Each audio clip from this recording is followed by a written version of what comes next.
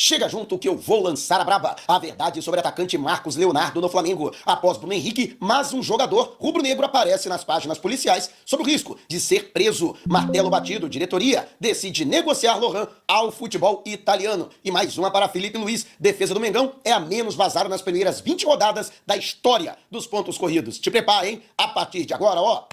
É tudo nosso. Já chega largando o like. Se você ainda não se inscreveu, inscreva-se, o botãozinho está aqui abaixo. E não esqueça de assinar as notificações para o YouTube no seu smartphone, para não perder nenhum de nossos conteúdos. Todos os dias tem vídeos novos com as principais informações e notícias mais quentes do Mengão. Eu vou lá logo essa notícia logo de primeira, porque é uma notícia desagradável. Eu particularmente nem gosto de citar isso. Eu vou te falar de futebol aqui, né, no canal. Mas lamentavelmente isso pode impactar dentro de campo. Então, a gente tem que citar o portal. Léo Dias trouxe a informação de que o zagueiro Léo Pereira pode ser preso. Isso mesmo. O jogador é acusado pela sua ex-esposa, Tainá Castro, atualmente casada com Éder Militão, né, também zagueiro, de não pagar pensão ao casal de filhos que o ex-casal, né, criou. E com isso houve a marcação de uma audiência no Fórum da Barra da Tijuca, onde a situação está sendo apurada. Caso seja comprovado que realmente Léo Pereira, né, está em atraso, e se esse atraso for maior de 90 dias no pagamento de pensão, sim, o jogador pode ser preso. Né? Pensão alimentícia no Brasil, né, ainda da cadeia, a gente vê aí pelo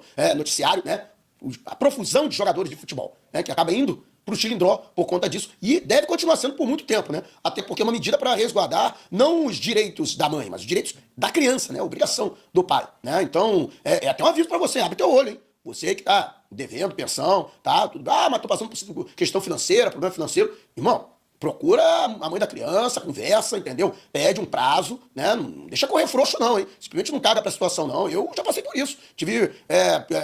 Apertou o cinto, né? Procurei a Amanda Cássia, falei, olha, esse mês não dá, pô, dá uma moral aí, deixa pro mês que vem. No mês que vem eu vou correr até pra pagar duas, aí paguei duas no mês seguinte. E é assim, meu querido. Então, pô, não dá mole, não, hein? O bagulho é doido. Mas tomara que a situação seja resolvida, e que não haja essa atitude, né, essa necessidade da justiça de tomar uma atitude extrema de, né, executar a prisão do Léo Pereira. Né? Tomara. Né? E olha que o Léo Pereira e o Éder Militão estiveram juntos na pré-lista da seleção. Hein? Quase que uma saia justa, né, na convocação para esses dois próximos jogos pelas eliminatórias sul-americanas da Copa do Mundo. Alguém deve ter soprado no ouvido do Ancelotti, Gregor, faz por menos, né? Já pensou, Militão? Chegar e enquadrar o Léo Pereira, meu irmão, não vai pagar pensão, não? Já pensou? Climão? Meu Deus do céu. Mas enfim, né? Tomara que. Eu não vou nem perguntar a sua opinião, a gente não tem opinião, né? Pra mim é ponto pacífico, meu irmão.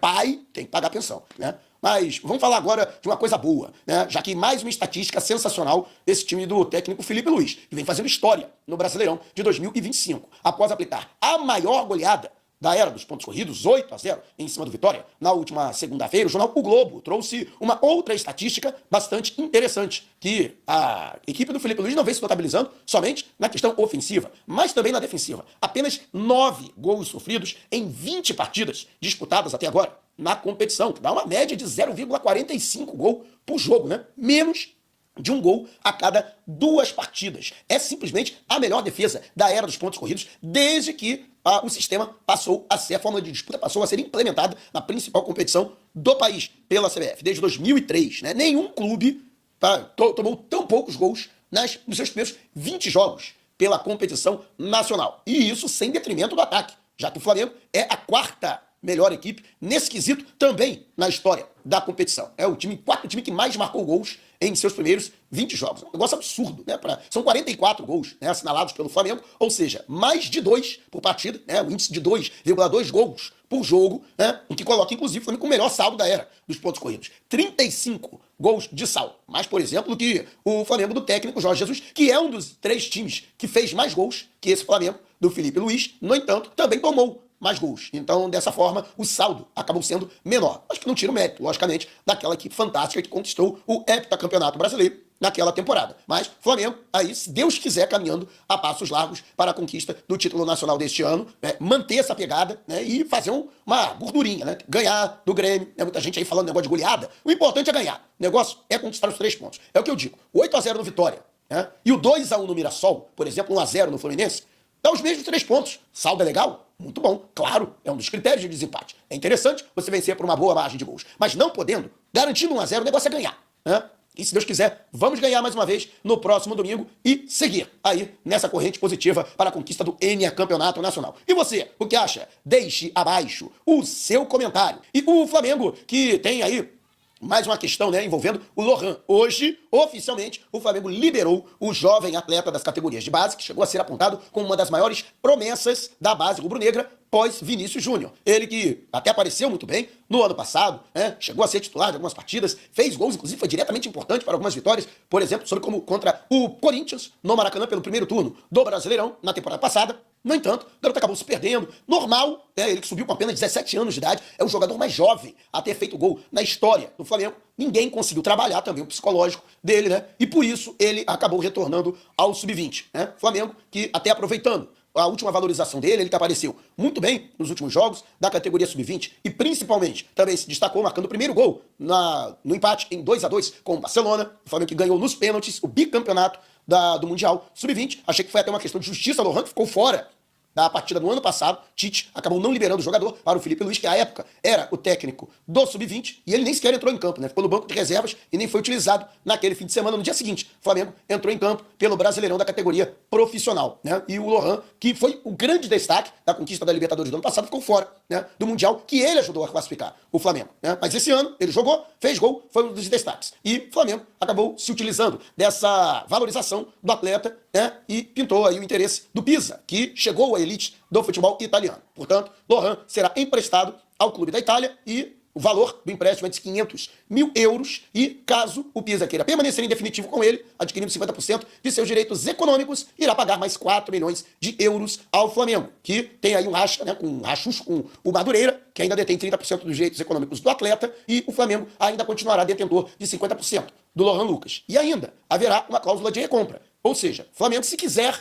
né, pegar de volta o Lohan, é só pagar mais 4 milhões de euros e poderá, portanto, trazer de volta o atleta, caso ele se valorize atuando no futebol italiano. E, é claro, o Pisa fica em definitivo com o jogador. E você, o que acha da saída do Lohan? Deixe abaixo o seu comentário. E Fabrício Lopes, colunista do jornal O Dia, publicou a informação de que o Flamengo teria entrado na briga pela contratação do centroavante Marcos Leonardo, o jogador de 22 anos, revelado pelo Santos e que atualmente está no Al Hilal da Arábia Saudita. O clube saudita estaria interessado em negociar o jogador, a princípio em definitivo, para tentar reaver pelo menos parte dos 40 milhões de euros que foram pagos em setembro do ano passado ao Benfica de Portugal pela sua contratação. A intenção do Flamengo, segundo Fabrício Lopes, seria convencer o Al Hilal a negociá-lo por empréstimo e usando como alternativa, como argumento, o fato de que no Flamengo, que vem passando por um excelente momento, Marcos Leonardo poderia voltar a se valorizar e dessa forma, futuramente, até ser negociado por valores até maiores do que aqueles que o Al Hilal pagou pelo atleta. Marcos Leonardo, que inclusive já esteve no radar do Flamengo na antiga gestão. Na antiga administração do Rodolfo Landim, Marcos Leonardo já era monitorado pelo Rubro Negro. O jogador que surgiu até de maneira precoce, ainda com 15 anos de idade, no time do Santos. E aos 16 já era titular em algumas partidas, ele que foi incorporado de maneira definitiva em 2020 ao elenco de profissionais. O Santos, que já vivia graves problemas financeiros e tinha na utilização da base uma alternativa à falta de dinheiro para a obtenção de reforços. E correspondeu. Marcos Leonardo, muitas vezes, salvou o Santos até mesmo do risco de rebaixamento. Em 2023, ou ainda 2024, né? No final de dezembro de 2023, o Benfica apareceu com a proposta de 22 milhões de euros por sua contratação. Mas ele teve uma passagem relâmpago pelo futebol português. Porque a pedido de Jorge Jesus, que inclusive, né, tem laços muito próximos com o Benfica, e à época era o técnico do Al Hilal, o clube saudita ofereceu, portanto, aí a soma absurda de 40 milhões de euros. E o Benfica viu uma forma de lucrar rapidamente com o atleta, né? Em menos de um ano, né? Em 9 meses, né? O Benfica lucrou menos de 9 meses, né? 18 milhões de euros, né? Com essas transferências do Marcos Leonardo. E olha que ele foi muito bem no Benfica. Em sua primeira temporada, temporada 2024-2025, ele marcou 17 gols na Liga Saudita, né? Se não me engano, em 24 jogos disputados, uma excelente média, né? No entanto, ele sofreu uma grave lesão. Ele teve a ruptura do ligamento do adutor da coxa e ficou fora das rodadas finais do Al Hilal naquela oportunidade. E até, né, teve uma preocupação muito grande. Só que ele conseguiu se recuperar a tempo de participar do Mundial de Clubes da FIFA, Al Hilal, que participou do Mundial, inclusive se classificou em um grupo que era o grupo da morte, que tinha ninguém menos que o Real Madrid, né? Conseguiu passar, né? E 5 jogos foram disputados pelo Marcos Leonardo, que marcou 4 gols, ainda deu uma assistência na competição. E até terminou como um dos artilheiros do Mundial de clubes da FIFA. Né? O atleta, no entanto, apesar dessa recuperação, pareceu boa, né? Ele voltou. Foram 30 gols marcados em 44 partidas na temporada passada. Uma média absurda, nem mais 4 assistências, né, do jogador. Né? Não é nada ruim, né? 34 participações em gol em 44 jogos, quase uma participação em gol por jogo, né, do Marcos Leonardo. Mas, curiosamente, aí o Al Hilal disposto a abrir mão do atleta. Eu, particularmente, acho muito estranho, né? O clube saudita, né, pagou 40 milhões de euros por ele, de repente, quer se livrar do jogador. Fato é que o JJ acabou, que era o grande entusiasta do futebol do Marcos Leonardo, acabou saindo do Benfica, né? Com a mudança da comissão técnica, o jogador também perdeu espaço na equipe. Né? Isso também justifica, né, o Al Hilal querer abrir mão do Marcos Leonardo. Ele que está avaliado, segundo o portal alemão Transfermarkt, em 18 milhões de euros, né? Apesar, né, de estar em baixa, né? Mas não deixa de ser aí um valor também realmente elevado. Mas e você? Acha que o Flamengo deveria realmente tentar a contratação do Marcos Leonardo? O São Paulo é outro clube interessado. Aqui no Brasil também tentando o empréstimo do jogador. Deixe abaixo o seu comentário.